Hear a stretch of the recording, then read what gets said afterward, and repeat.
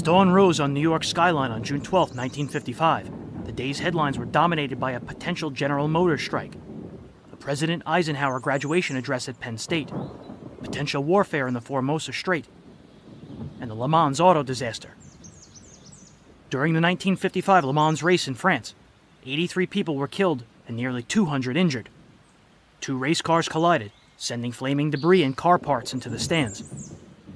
It was the most catastrophic crash in motorsport history, and it prompted Mercedes-Benz to retire from racing until 1987.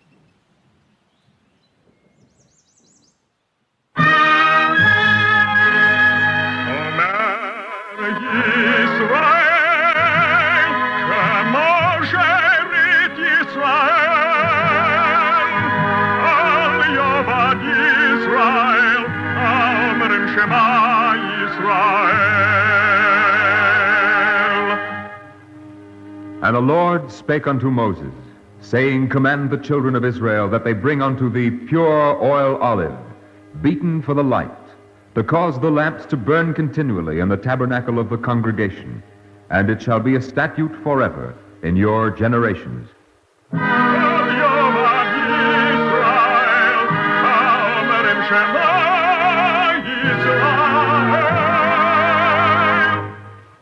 The eternal light.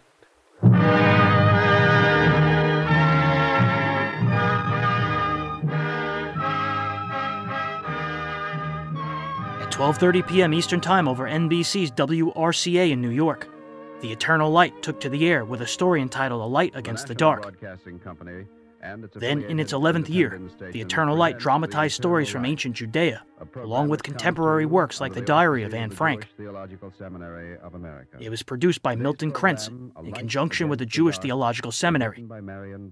Many top New York radio actors appeared. NBC donated the airtime, and the seminary paid the show's production expenses. This is the story of a great light and a little light, both lights lit by man. When the great light flashed for the first time, the lives of those who lived were different forever after. The little light had no such sudden flare. It grew slowly and blinded none, and it would take many, many such lights to equal the glow of the great one. But it, too, changed lives.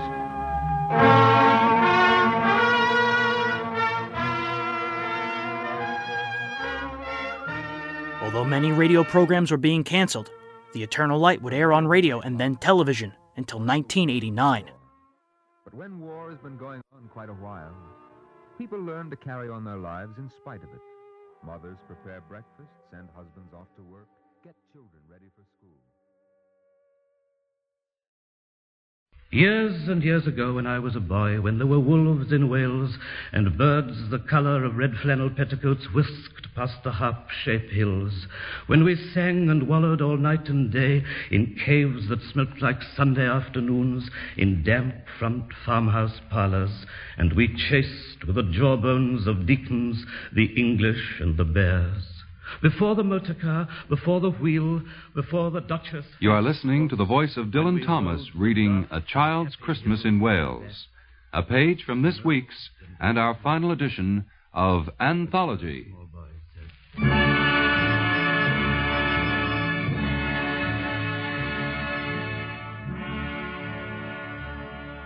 At 1 p.m., Anthology signed on NBC with its last radio broadcast.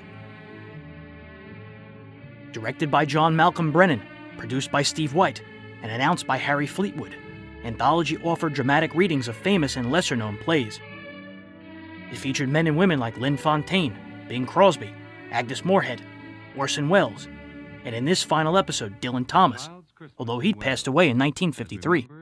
Written and read by the poet Dylan Thomas.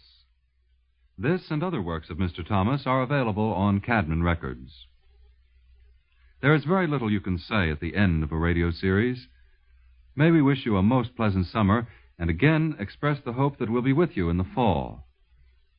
There's an old Scotch doggerel which has long been a favorite of mine, a doggerel whispered by a mother, by a nurse to a child in the darkness of a bedroom, just when the candle is snuffed out, and the door is closed, leaving him alone in the vastness that is the night and a child's imagination. We would like to leave you with those 4 lines. from ghoulies and ghosties and long-legged beasties and things that go bump in the night, may the good Lord protect you.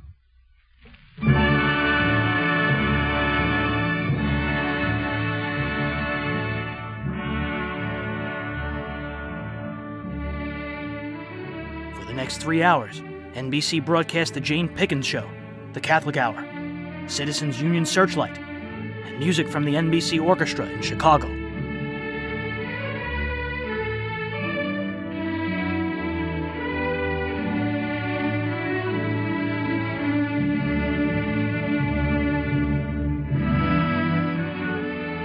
May we take this opportunity to thank you again for all your letters speaking in behalf of our poetry series, and invite you to listen next week to Monitor, NBC's spectacular weekend-long radio program.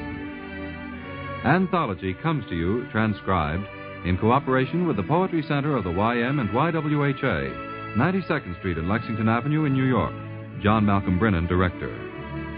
The Poetry Center has asked us to invite you to submit the names of any poets or any poetic works which you would like to hear at the Poetry Center during the coming season. Just address your requests to the Poetry Center, 92nd Street and Lexington Avenue in New York. And now, for our producer, Steve White, for Draper Lewis, who writes and directs Anthology, this is Fleetwood wishing you good luck and goodbye.